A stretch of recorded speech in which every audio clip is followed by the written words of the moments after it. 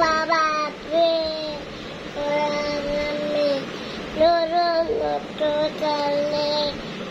সেই তালেতে ব্যাকুল হয়ে বলো পাখি কণ্ঠ মেলে মেঘ পাহাড়ের এমন খেলা কেমন করে হলো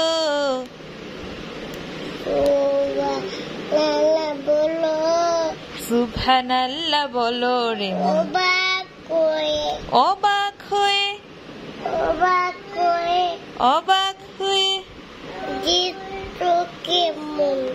দেখছো কেমন ভাবছো কেমন বলো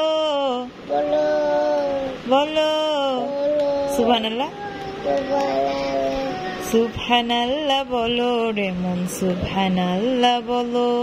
হ্যালো এভরিওয়ান, আসসালামু আলাইকুম। জারিফ জাবের যেহেতু আলাদা রুমে ঘুমায়, তো ওরা দুই ভাই সবসময় ঘুম থেকে সকালবেলা উঠে ওরা দুই ভাইয়ের মতো খেলতে থাকে একা একা। এখানে ডাইনিং টেবিলের উপরে এসে ওরা জগে পানি ছিল, সেই পানিগুলো ফেলে পুরো একদম ডাইনিং টেবিল নোংরা করে দিয়েছে।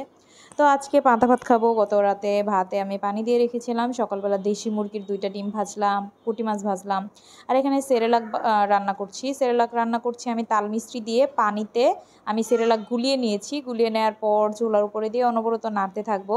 আর একটুখানি না নাড়লেই কিন্তু এটা দলা পাকিয়ে যাবে। আর আপনারা যদি পানিতে অনেকক্ষণ ভিজিয়ে রেখে দেন তাহলে আর কি দলা পাকাবে না, এমনিতে বসে দিলেই হয়ে যাবে। তো এই যে যখন আস্তে আস্তে ঘন হয়ে যাবে, টকবক করে ফুটে উঠলেই সেরেলাক রান্না শেষ। তো জারিফ জাবের জন্য সেরেলাক ঠান্ডা করতে দিয়ে এখানে আমি ভাত খেতে বসে পড়লাম। আর এই পাবলিকগুলো আমাকে ঘিরে বসে আছে ভাত খাওয়ার জন্য আমার সাথে। ওরা যেহেতু এখনো পর্যন্ত সকালের নাস্তা করেনি, এজন্য ওদের আর কি ক্ষুধা লেগে গেছে। তো আমরা আগে খেয়ে নিলাম আর আমাদের সাথেও ওকে ভাত খাইয়ে দিলাম। আর এখানে হচ্ছে সেরেলাকটা ঠান্ডা হতে হতে ওদেরকে ফিডারে ভরে দিয়ে দিলাম। তো ডাইনিং টেবিলের উপরেই জাবের হচ্ছে বালিশ বিছিয়ে ওখানে খাচ্ছে।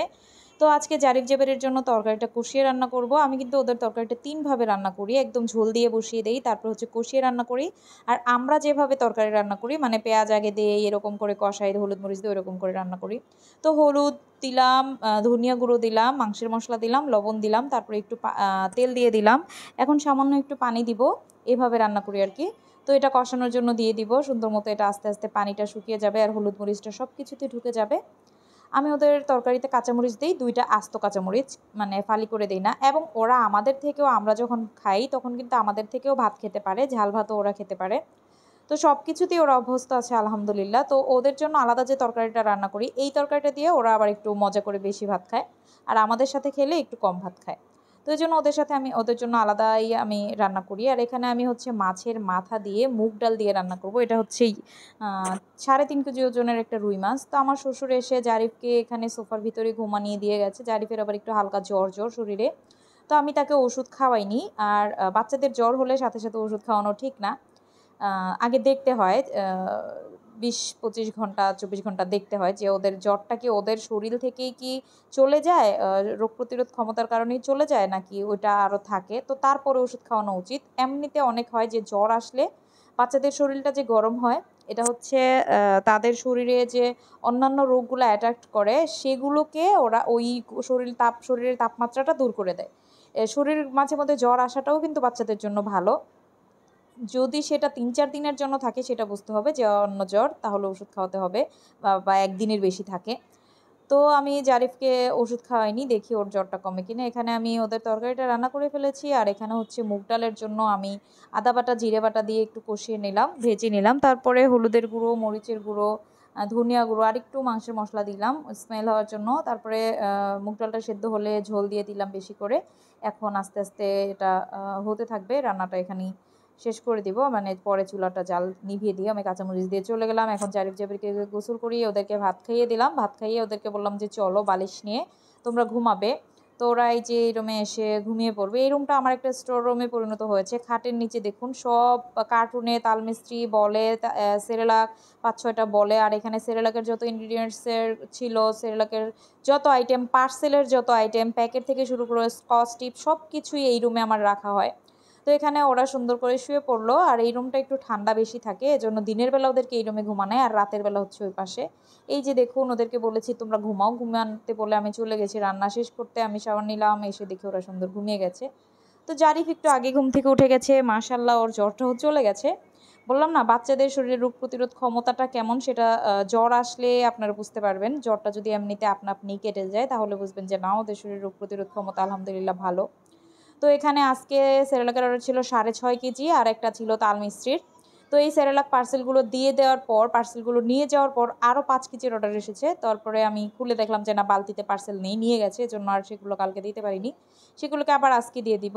তো এখানে জারিফ সুন্দর করে আমাকে হেল্প করছিল, কারণ পার্সেলগুলো দেওয়ার সময় জারিফ জাবের দুজনে আমাকে হেল্প করে, যেহেতু ওই যে জাবের ঘুমিয়ে আছে, এজন্য জারিফই হেল্প করলো। তো এখানে জাবেরের সাথে আমরা অনেক বেশি দুষ্টুমি করছিলাম, জাবের জারিফকে ঘুমানিয়ে দিচ্ছিল, এই আর কি, ইত্যাদি ইত্যাদি। তো এই ছিল আমার আজকের সারাদিনের ব্লগ। ভালো থাকবেন সবাই, আল্লাহ হাফেজ। আর জারিফ জাবেরের গজলটাকে এনজয় করেন আপনারা। আল্লাহ হাফেজ।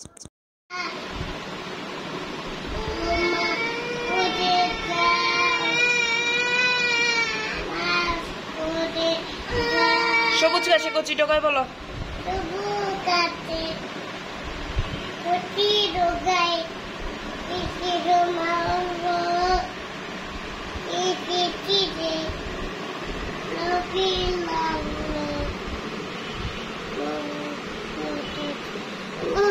অবাক হয়ে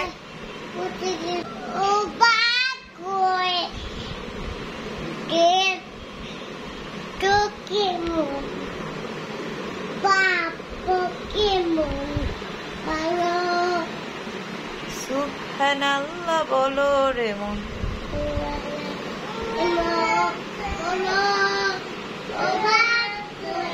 পাহাড় বে